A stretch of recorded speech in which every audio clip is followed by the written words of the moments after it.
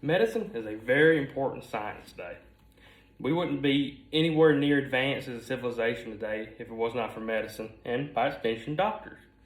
And we wouldn't have either doctors nor the great medical advancement today if it was not for one man. And that man is Hippocrates of Cos. Hippocrates was thought to live around 2,400 years ago, which is quite a while. They believe that he was born around 460 BCE and died around 370 BCE.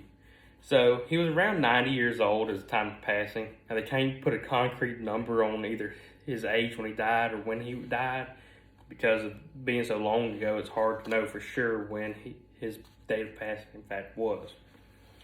Now, Hippocrates had quite a few achievements during his lengthy lifespan, one of which was saving Athens from a plague epidemic. At the time, the bubonic plague was raging across Europe, and he was able to fight it back and save Athens from it, and in turn, that led him to be highly respected from the Athenians. And things like that led him to be known as the father of medicine.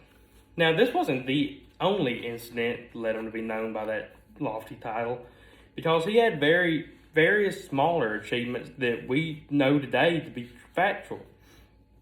One of which is that obesity leads to a shorter lifespan. Now, that doesn't seem very odd today because we all know that to be true. However, at the time, people didn't realize that.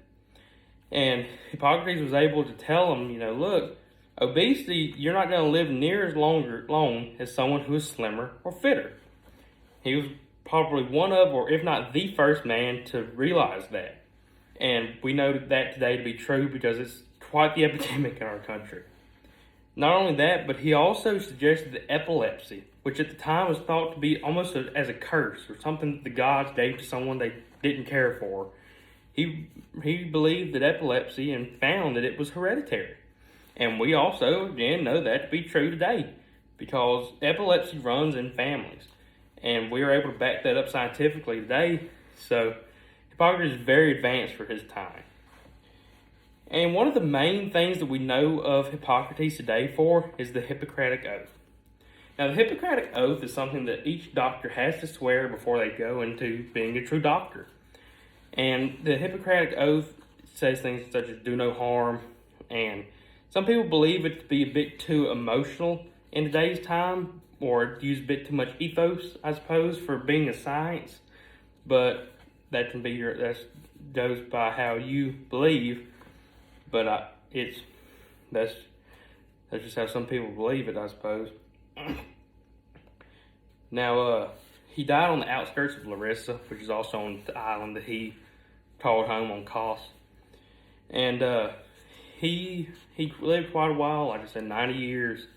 And throughout his life, he did all his little doctoral duties under a planer tree, which is a large, almost palm-like tree with large leaves overhanging. And they even named the scientific name of that particular tree after him because he did so much of his work under it. Now, most of this information came from a man named Chang from the journal, a woman named Chang from the Journal of Neurosurgery. A good bit came from Grammaticos from the NIH, which is the National Institute of Health.